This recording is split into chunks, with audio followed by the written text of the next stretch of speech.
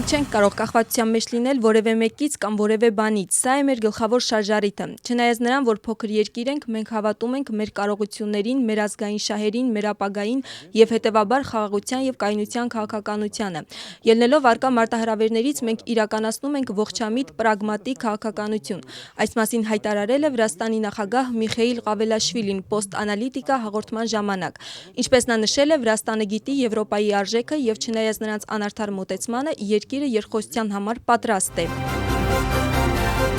Եվրոպացի բարձրաստիճան պաշտոնյաներն արձագանքում են ԱՄՆ-ի նախագահի կողմից հնչեցված քննադատությանը։ Կայա Կալասի խոսքով նրանք էլ կարող են մատնանշել շատ այնպիսի բաներ, որոնք Ամերիկայում սխալ են։ Եվրամիության արտաքին քաղաքականության ղեկավարը նշել է, որ նրանք չեն պատրաստվում միջամտել այլ երկրների ներքին գործերին։ Եվրոպական խորհրդի նախագահը նույնպես նմանատիպ հռետորաբանություն ունի։ Անտոնիո Կոստան նշում է, որ Եվրոպան և Ամերիկան դաշնակիցներ են և նրանք պետք է գործեն այնպես, որ չպետք է միջամտեն երկրների ներքին քաղաքական կյանքին։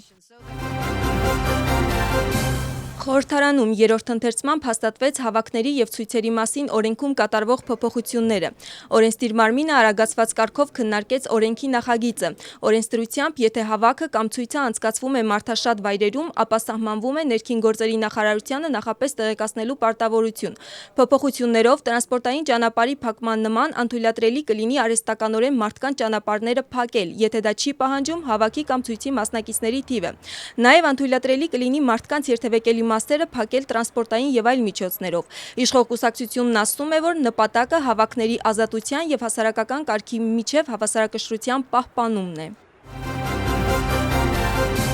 Վրաստանի արդարադատության նախարար Պաատասալյան մասնակցում է Ստրասբուրգում ընթացող Եվրոպայի խորհրդի արդարադատության նախարարների համաժողովին։ Ելույթում նախարարը ուշադրություն է դարձրել միգրացիոն քաղաքականության ձևավորման և կառավարման գործընթացում մի կողմից մարդու իրավունքների, մյուս կողմից պետական ինքնիշխանության և ազգային շահերի պաշտպանության անհրաժեշտության վրա։ Համաժողովի շրջանակներում Պաատասալյան նաև իր գործընկերների հետ կիսվեց միգրացիայի կառավարման ոլորտում Վրաստանի փորձով։